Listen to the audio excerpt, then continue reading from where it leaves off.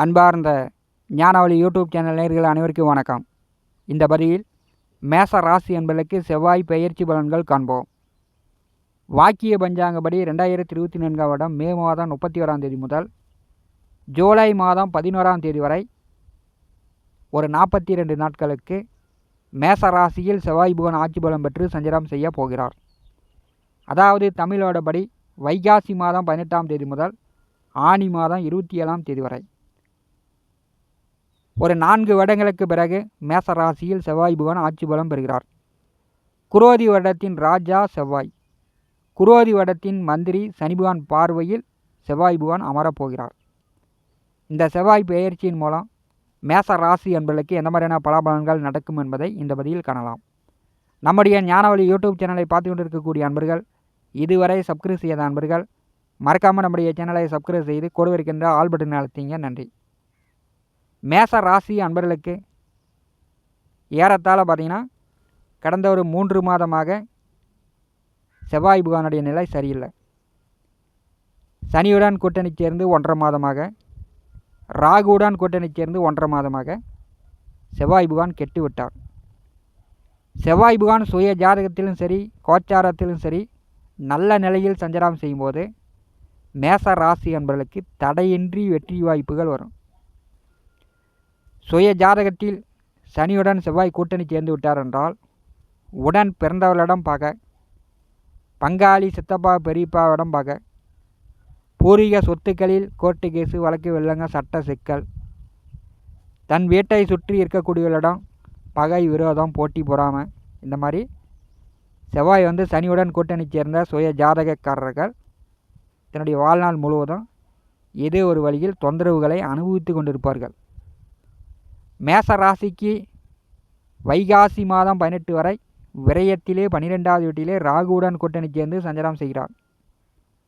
இது தூங்க முடியாமல் பகுதி நேரத்தில் எந்திரிப்பது அல்லது நேரம் கடந்து தூங்குவது, இந்த மாதிரி உறக்கம் கெட்டு அதிக வேலை செய்து தூங்காமல் உறங்காமல் மேசராசி என்பவர்கள் கஷ்டப்பட்டு கொண்டிருக்கிறீர்கள். வைகாசி மாதம் 18 முதல் ஆனி மாதம் 27 வரை ஒரு 4 வருடங்களுக்கு பிறகு ஜென்ம ராசியிலே ஜென்ம ராசி அதிபதி சஞ்சாரம் செய்கிறார். அசுவினி நட்சத்திரம் 4 பாதத்தில் ஆனி மாதம் 4ஆம் தேதி வரை செவ்வாய் புகான் சஞ்சாரம் செய்கிறார். நட்சத்திர சாரம் கொடுத்த கேது மேச ராசிக்கு 6ஆம் வீட்டிலே சஞ்சாரம் செய்கிறார். அசுவினி நட்சத்திரத்தில் செவ்வாய் புகான் வரும்போது பெரும்பாலும் மேசராசி என்பதற்கு நோய் நொடி தொந்தரவுகள் குறையும். எல்லா பிரச்சனைகளையும் பார்த்துக்கலாம். எதிர்காலத்தை பற்றிய தன்னம்பிக்கை மேசராசி என்பதற்கு வருகிறது.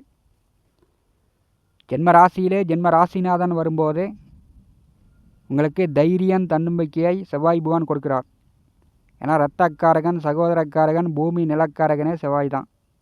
செவ்வாய் புகான் 9 நவகரங்களில் ஒரு மனிதனுடைய சக்தி. மேச ராசிக்காரர்களுக்கு எதையும் தாங்கும் சக்தியை கொடுக்கிறார். உங்களுக்கு உடல் அசதிகள் குறையும். வேலை தொழில் மூலம் அதிக அலைச்சல், கடும் உழைப்பு. விவசாயத்தில் பார்த்திங்கன்னா விவசாயம் செய்து கொண்டிருப்பவர்கள் இப்போலாம் மழை நன்றாக பொழிகிறது, உழவு பணி, பயிர் பண்ணுறது, இப்படி விவசாயத்தில் கடுமையாக கஷ்டப்படக்கூடிய நிலையாக இருக்கும்.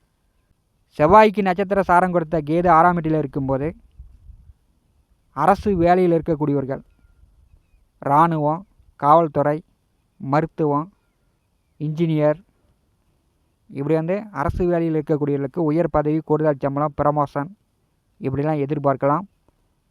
அரசு வேலைக்கு முயற்சி செய்யக்கூடியவர்கள் முயற்சி செய்து பார்க்கலாம். ஏன்னா கேது நட்சத்திரத்தில் செவ்வாய் வரும்போது, கேது 6ஆம் வீட்டில் இருக்கும்போது சில பேருக்கு ப்ரமோஷன், பதவி உயர்வு உண்டு. நல்ல வேலை, நல்ல தொழில் வாய்ப்புகள் எதிர்பார்க்கலாம். ஆனி மாதம் 4ஆம் தேதி முதல் சுக்கிரபகவான் நட்சத்திரத்தில் செவ்வாய் புகான் சஞ்சாரம் செய்கிறார். பெரும்பாலும் பார்த்திங்கன்னா இந்த வைகாசி மாதம் முழுவதும் 2வது வீட்டிலே 4 கிரக கூட்டணி. குடும்ப பாரம் அதிகமாக இருக்கும். பணம் வருது, அதிக கஷ்டப்படுறேன், அந்த பணம் செலவாகிற வழியே தெரில அப்படின்ற மாதிரி மேச ராசி அன்பர்கள் ஃபீல் பண்ணுவீங்க. வைகாசி மாதம் முழுவதும் 2வது வீட்டிலே 4 கிரக கூட்டணி இருக்கும்போது மேச ராசி அன்பர்களுக்கு பணம் சேமிக்க முடியாது. ஏன்னா இந்த வருடம் முழுவதுமே உங்களுக்கு வந்து விரையாதிபதி குருபகான் 2ஆம் வீட்டில் அமர்ந்திருக்கிறார்.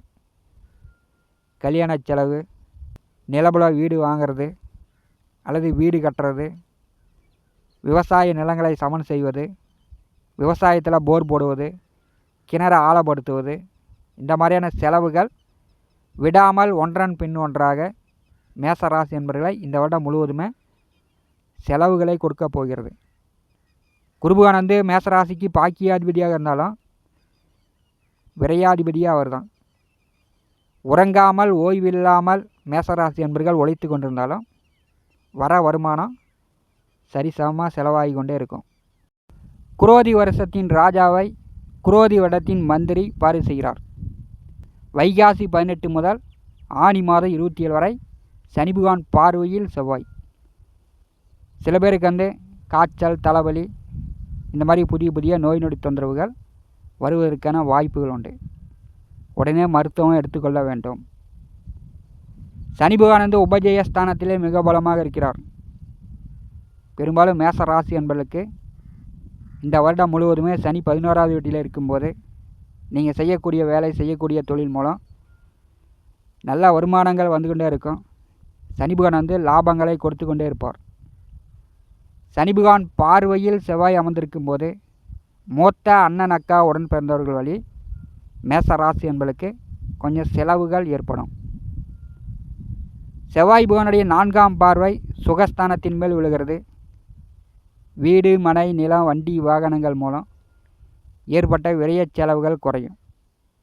சில பேர் வீடு கட்டலாம், சில பேர் நிலபுல சொத்துக்கள் வாங்கலாம், புதிய வண்டி வாகனங்கள் வாங்கலாம். ரியல் எஸ்டேட் தொழில் செய்யக்கூடியவர்கள், வீடு, மனை, நிலம் வாங்கி விற்கக்கூடியவர்கள் கொடி கட்டி பறக்கலாம். 4வது வீட்டை செவ்வாய் பார்வை செய்யும்போது தாயார் உடல் ஆரோக்கியத்தில் கொஞ்சம் கவனம் எடுத்துக்கொள்ளுங்கள். கடந்த காலம் நோய் நொடி தொந்தரவு, மருத்துவ செலவு இருந்துச்சுன்னா அதெல்லாம் சில பேருக்கு தீரும். மேச ராசி என்பவர்களுக்கு சில பேர் வந்து வீடு மாற்றம், இடமாற்றம் சந்திக்கக்கூடிய அமைப்பாக இருக்கும். செவ்வாயினுடைய நேர் 7ஆம் பார்வை கலத்திரஸ்தானத்தின் மேல் விழுகிறது. மேச ராசி என்பவர்கள் ஆத்திரப்படாதீங்க, அவசரப்படாதீங்க, கோபப்படாமல் பார்த்து கொள்ள வேண்டும். உங்களிடம் பேசக்கூடிய நபர்களாக இருந்தாலும் சரி, நீங்கள் மற்றவர்களிடம் பேசும்போதும் சரி கொஞ்சம் தன்மையாக இருக்கணும். ஏன்னா இரத்தக்காரகன், கோபக்காரகன் ஜென்ம ராசியில் அமரும்போது கொஞ்சம் அவசரத்தை ஏற்படுத்துவார். வண்டி வாகனங்களில் செல்லும் பொழுது கொஞ்சம் பொறுமையாக போயிட்டு பொறுமையாக வரணும். கீழே விழுந்து அடிபட்டு இரத்த காயங்களையும் இந்த செவ்வாய் பகவான் ஏற்படுத்தி விடுவார். நேர் 7ஆம் வீட்டை செவ்வாய் பகவான் பார்வை செய்யும்போது கணவன் மனைவிக்குள் கருத்து வேறுபாடு இல்லாமல், சண்டை சச்சரவு இல்லாமல் ஒருவருக்கொருவர் விட்டு கொடுத்து அனுசரித்து செல்ல வேண்டும்.